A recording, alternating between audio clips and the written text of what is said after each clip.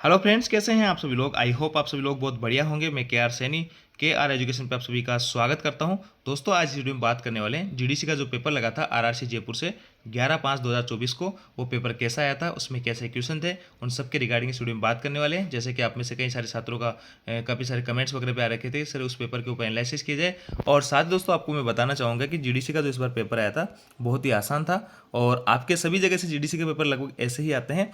और इसके अंदर जो है कई सारे दोस्तों को 25% मार्क्स भी नहीं है। जैसे कि एसटी वालों के लिए न्यूनतम मार्क्स यहाँ पे 25% रखे गए हैं। तो जब एग्जाम भी इसका आ गया है तो उसके अंदर देखा गया है कि कई सारे छात्रों के जो न्यूनतम मार्क्स यहाँ पे रखे जाते हैं वो भी यहाँ पे नहीं ला पाए। तो ऐसा क्या था इस पेपर में, वो पेपर मैं आपको यहाँ पे दिखाऊंगा। और क्या ऐसे ही पेपर सभी जीडीसी का आने वाले हैं। प्रमोशन लेने का सबसे आसान तरीका जीडीसी को मैं मानता हूँ, क्योंकि दोस्तों इसमें सर्विस का कोई भी ऐसा रूल नहीं है कि आपकी 2 साल की सर्विस होनी चाहिए, 5 साल की सर्विस होनी चाहिए। आप जब ज्वाइन करते हो उसके तुरंत बाद में अगर कोई जीडीसी आती है तो आप उसमें एग्जाम देके प्रमोशन ले सकते हो। तो अभी काफ़ी सारे जीडीसी की वैकेंसीज वगैरह देखने को मिल रही है। एलपी है, आपके गुड्स गार्ड है, जेई वगैरह हैं, और भी कई सारी वैकेंसी आपके आने वाली है।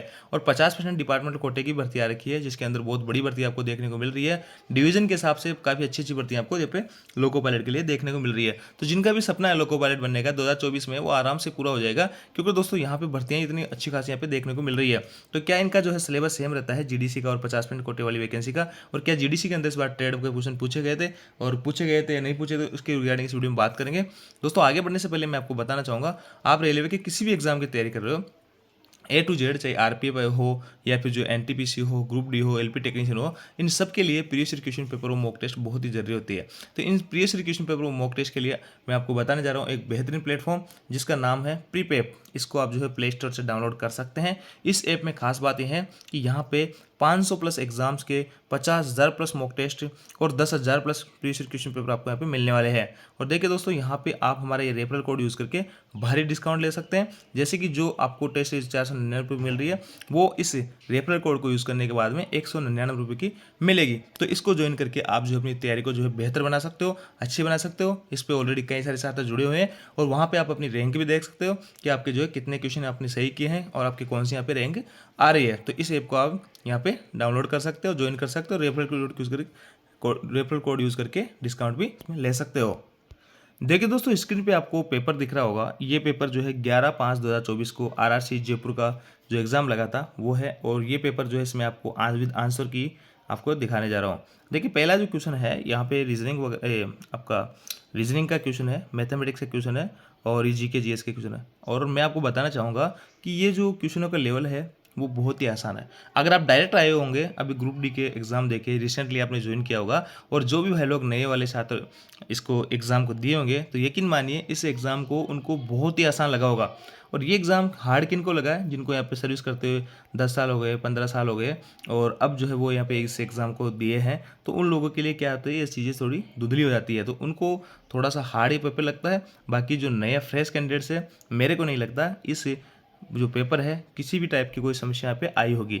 और नॉर्मल से नॉर्मल छात्र बिना पढ़े, जो डायरेक्ट भर्ती से आया है, वो बिना पढ़े भी इस एग्ज़ाम को दिया होगा, तो यकीन मानिए इसमें आराम से 75 प्लस का आराम से स्कोर यहाँ पे आराम से हो सकता था, क्योंकि क्वेश्चन जो है बहुत ही आसान है। इतने हार्ड क्वेश्चन इसमें नहीं है, आप खुद देख लीजिएगा।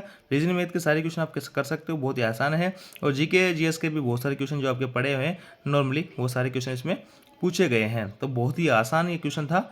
और रेलवे की शब्दावली के अंदर जो है कुछ ये चीज़ें हैं, जैसे कि स्पाड है, एलएपी के एक क्वेश्चन आया था, तो इनको आप लोगों को पता लग ही गया होगा जब आपको रेलवे में ज्वाइन किए हुए काफ़ी टाइम हो गया। तो छुट्टी वगैरह, जैसे कि एलएपी जो एक टाइप की छुट्टी होती है, स्पाड जो होती है आपको रेड सिग्नल क्रॉस कर लेते हैं उसको बोलते हैं।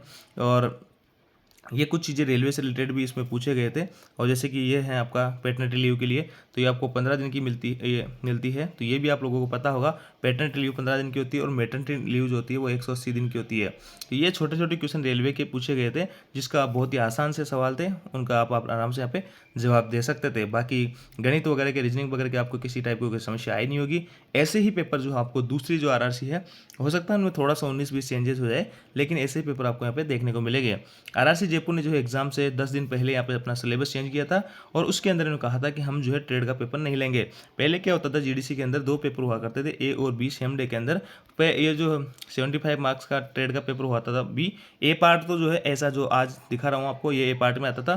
बी पार्ट के अंदर ट्रेड का पेपर आता था, जो 75 मार्क्स का होता था, उसमें 35% मार्क्स आपको लाना जरूरी होता था, अन्यथा आप जो है डिस्क्वालीफाई हो जाते थे। लेकिन ट्रेड का पेपर आपको इस बार नहीं था, तो इसलिए इसमें सिलेक्शन लेना और भी आसान यहाँ पे हो जाता है, क्योंकि आपको यहाँ पे ट्रेड नहीं पढ़ना था। और ऐसा जरूरी नहीं दोस्तों दूसरे आरआरसी यहाँ पे ट्रेड रखेंगे नहीं रखेंगे, वो उनका अपना खुद का पर्सनल मैटर है। लेकिन आरआरसी जयपुर ने 5-10 दिन पहले ही यहाँ पे ट्रेड के पेपर के बारे में बताया था कि हम ट्रेड का पेपर यहाँ पे नहीं लेंगे। तो ये पेपर था, बहुत आसान था, आप देख पा रहे होंगे।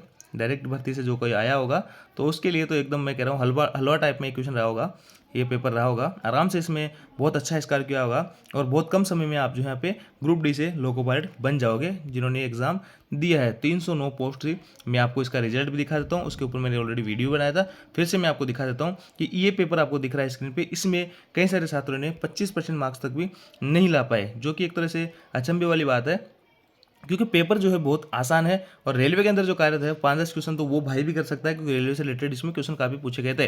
तो इस हिसाब से ये पेपर यहाँ पे था। ऐसे ही पेपर हो सकता है आपको जो जीडीसी वगैरह में दूसरी जो आरआरसी है वहाँ से देखने को मिलेंगे। 19-20 का अंतर यहाँ पे हो सकता है, बाकी ऐसा ही पेपर आपके देने वाला है। अब बात आती है कि क्या 50% कोटे की एलपी की भर्ती है, क्या उसमें भी ऐसा ही पेपर आएगा? तो उसमें देखिए ए पार्ट के अंदर तो ऐसा ही पेपर आएगा। उसमें आपको बेसिक साइंस और इंजीनियरिंग वगैरह कुछ टॉपिक और बढ़ा दिए गए, तो आपका जो सिलेबस है उसके अकॉर्डिंग आप पढ़िएगा।